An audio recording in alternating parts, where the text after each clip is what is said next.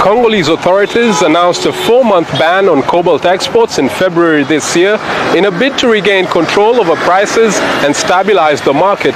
The global supply of the mineral used in rechargeable batteries for electric vehicles and electronic devices had dropped to a 9-year low due to oversupply, which outstripped the demand. But the prices have now increased from $24,400 per metric ton to $34,000. The DRC government is now reviewing the ban. The country's Minister of Mines, Kizito Pakabomba. Welcome to AfriGlobal 24, your trusted source for breaking news, deep insights, and stories shaping Africa and the world. Stay informed, stay connected, and experience the news that matters. Right here, 24/7. In a move that no one saw coming. The Democratic Republic of Congo, home to some of the most valuable minerals on Earth, has just sent shockwaves across the global economy that Congo's government has announced a ban on cobalt and coltan exports, two rare minerals that power the modern world. From smartphones and electric vehicles to satellites and AI chips, these minerals are the beating heart of 21st century technology. And now, Congo says they're staying in Africa. This decision, valued at over $10 trillion in global market impact, has left Western capitals reeling. For decades, the United States and its allies have relied on Congo's mineral wealth to sustain their tech industries. But for the first time, Africa's richest resource nation is saying, no more to understand the magnitude of this moment. You have to understand what's at stake. Cobalt is the lifeblood of lithium-ion batteries. Without it, there are no Teslas, no iPhones, no laptops, and no solar storage systems. Coltan, short for columbite tantalite, is the key ingredient in capacitors that regulate electrical currents in almost every electronic device you own. Together, these two minerals are more valuable to modern civilization than oil was in the 20th century. And yet, for decades, Congo has seen almost none of that wealth. Western and Chinese corporations have mined its soil, exported its riches, and left behind poverty, corruption, and instability. Entire regions of Congo have been ravaged by wars fueled by the demand for minerals that end up in American and European gadgets. But now, things are changing, under growing public pressure and a wave of nationalist sentiment. The Congolese government has decided to flip the script, banning the raw export of cobalt and coltan and insisting that all processing and refining must happen inside Congo's borders. In short, Congo wants to control the full value chain. It's not content to be the world's mine anymore. It wants to be the world's manufacturer, and this single decision could change everything, because without Congo's exports, the global tech industry faces a supply chain nightmare. In Silicon Valley, analysts are calling it a potential industrial catastrophe. Auto manufacturers are scrambling. Battery producers in South Korea and Japan are on high alert. Even defense contractors are worried, because these minerals are critical for fighter jets, satellites, and missile systems. The U.S., which has long dominated the global tech market, finds itself cornered. The Biden administration has made electric vehicles and renewable energy central to its agenda, but both depend heavily on cobalt. Without it, America's green revolution could grind to a halt. Europe isn't faring better. Car giants like Volkswagen, Mercedes, and BMW rely on cobalt-based batteries to power their EV fleets. Now, with Congo shutting the tap, production lines could slow, prices could soar, and the race for alternatives could turn desperate. And China, while it controls much of the refining, still sources over 70% of its raw cobalt from Congo. This ban threatens to disrupt even Beijing's tightly controlled supply chain. So, why is Congo doing this now? For years, Congolese leaders have complained that foreign powers treat their country like a colony. Congo holds over 70% of the world's cobalt reserves, yet its people remain among the poorest on Earth. Foreign companies dig, extract, and ship, while Congo gets crumbs in taxes, jobs, and infrastructure. President Felix Tshisekedi has made it clear that era is over. In a fiery address, he declared that Congo must take control of its destiny, that the minerals beneath its soil should first enrich its own people, not foreign corporations. And this move is not isolated. Across Africa, nations are waking up. Zambia is limiting copper exports. Zimbabwe has banned raw lithium exports. Namibia is tightening control over its rare earth elements.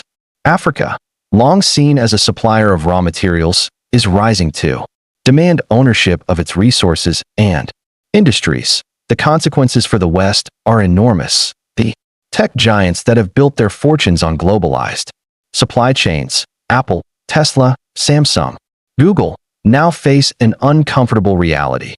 Their most critical resources are slipping beyond their control that if Congo holds its line, cobalt and coltan prices could skyrocket. The cost of batteries could double or triple. The dream of cheap electric cars, mass solar energy storage, and AI-powered everything could suddenly look very expensive. Some analysts are already calling it the mineral shock of the century. Others say it marks the beginning of a new world order, one where Africa finally holds real economic power, but the risks are also real. Western governments could retaliate with sanctions or covert pressure. Mining corporations could resist, shifting operations to neighboring states or using backdoor trade routes. And internally, Congo faces the challenge of building the infrastructure to process these minerals itself. Still, the symbolism is unmistakable. For the first time in modern history, an African nation has used its mineral wealth as a geopolitical weapon, not against itself, but against the world powers that have profited from it. And this time, the balance of power may never return to what it was, because as the saying goes, he who controls the resources controls the future. And right now, the Democratic Republic of Congo is taking control, not just of its minerals, but of its destiny to so the world is asking. Is this the moment Africa finally breaks free from the cycle of exploitation? And is this the decision that brings the global tech industry, from Silicon Valley to Seoul, to its knees? The answers will shape the next decade of global economics, technology, and power. And the message from Kinshasa to the world is clear. Africa is done being the supplier. It's time to be the superpower. In the heart of Africa lies a land so rich. It holds the future of modern civilization beneath its soil. The Democratic Republic of Congo, vast and untamed, has for decades been called the geological scandal, a nation sitting atop unimaginable wealth, yet trapped in cycles of poverty and exploitation. But now, something historic has happened in a move that has stunned Western capitals and rattled global markets. Congo has banned the export of cobalt and coltan, the two minerals that power the modern world. Mini. It's just another news headline. But to those who understand the mechanics of global power, it's nothing short of an economic earthquake. Every time you pick up a smartphone, drive an electric car, or open a laptop, you're holding a piece of Congo in your hands. Deep inside those devices are tiny but essential metals, cobalt and coltan. Cobalt is the lifeblood of lithium-ion batteries, the technology that makes electric vehicles possible and keeps billions of phones charged every day. Coltan, or columbite tantalite, is the hidden genius behind capacitors, the components that allow electricity to flow smoothly in virtually every electronic device on Earth. Together, they are worth trillions of dollars. And more than 70% of the world's cobalt and a large share of its coltan come from a single country, the Democratic Republic of Congo. For years, the world has looked to Congo not as a partner, but as a supplier, a place where raw materials are dug up, shipped out, and refined elsewhere for unimaginable profit. Congo's story is one of paradox, that a land blessed with abundance, yet scarred by greed. From the colonial plunder of King Leopold's Congo Free State to the corporate mining rush of the 21st century, outsiders have extracted, exported, and exploited. Entire communities were displaced, forests stripped, rivers poisoned. And while global corporations grew rich, Congolese miners, often children, earned just a few dollars a day, digging the metals that power the world's richest economies. For decades, Congo's leaders pleaded for fairer trade, for the right to process and profit from their own resources. Their calls were ignored. The West needed Congo to remain a mine, not a manufacturer. Until now. In a landmark announcement, President Felix Tshisekedi declared that all exports of raw cobalt and coltan are suspended from this moment on. The minerals that leave Congo must be refined, processed, or manufactured within its borders. The message was clear. Congo would no longer be the world's raw material warehouse. It would be the world's factory of value. Government officials described it as an act of sovereignty, an economic liberation after a century of dependency. Local media hailed it as the beginning of a new era, from minerals to mastery. The reaction was immediate. In Washington, Silicon Valley executives called emergency meetings. In Seoul, Tokyo, and Berlin, manufacturers watched cobalt prices spike overnight. On Wall Street, analysts warned of a supply chain crisis that could cripple the tech industry, because without Congolese cobalt, there are no batteries, and without batteries, the electric vehicle revolution stalls. Tech giants like Apple, Tesla, and Samsung depend on Congolese minerals to sustain production. The United States, pushing to electrify its auto industry, now faces a nightmare scenario, a shortage so severe it could delay the green energy transition for years. In Europe, automakers that invested billions in EVs are warning of production halts. And even China, which controls most of the world's battery refining, relies heavily on Congo's raw cobalt to feed its massive plants. For the first time, all global powers, East and West, are dependent on a single African nation's decision. To understand why Congo acted, one must look at the numbers. Each year, the country exports over $14 billion in cobalt and coltan, yet earns less than $1 billion in tax revenue from it. Most of the value is added elsewhere, in Chinese refineries, European tech hubs, and American factories. Congo's leaders argue that this imbalance has kept the nation poor while the world prospered from its resources. Why banning raw exports? They hope to force investment into domestic processing facilities, create jobs, and keep wealth within Africa. President Tshisekedi's government says the move is not anti-West or anti-China. It is pro-Congo. It's about dignity, development, and control. Economists estimate that the combined global value of cobalt and coltan used in electronics, energy storage, and defense exceeds $10 trillion. That means Congo's decision touches every sector, from smartphones to satellites, from consumer goods to national security. In Washington, defense analysts are alarmed.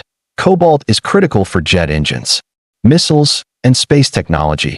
The Pentagon's supply chains, already strained by competition with China, now face another vulnerability, an African one. For decades, African nations were considered peripheral to the balance of power. Today, one country's decision in Central Africa has the potential to reshape global geopolitics. How does the West respond? Some call for sanctions, others for negotiation, behind closed doors. Diplomats are pressing Congo to reconsider, but the truth is, the world is running out of leverage. The old playbook of aid and pressure no longer works in a world where African nations have new allies. China, Russia, and emerging blocs like BRICS are offering alternatives. Investment without political conditions. Congo's move aligns with a growing trend.